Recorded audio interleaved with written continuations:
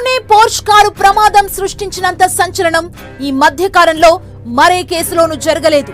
ఇద్దరి ప్రాణం తీసిన మైనర్ నిందితుడికి జువెనల్ జస్టిస్ బోర్డు బెయిల్ మంజూరు చేస్తూ విధించిన షరతులే దీనికి కారణం.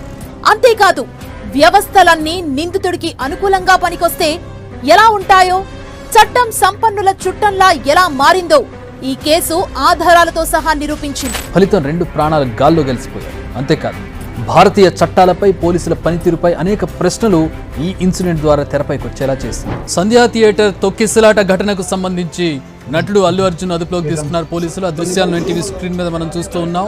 సంధ్యా థియేటర్ కేసులో అల్లు అర్జున్ పైన కేసు రిజిస్టర్ అయింది. చికట్పల్లి పోలీసులు ప్రస్తుతం అల్లు అర్జున్ ని అదుపులోకి తీసుకుని పోలీస్ స్టేషన్ కి తరలిస్తున్నారు. అల్లు అర్జున్ అరెస్టు చేసిన విషయంలో సీఎం రేవంత్ రెడ్డిపై ప్రశంసలు కురుస్తున్నాయి.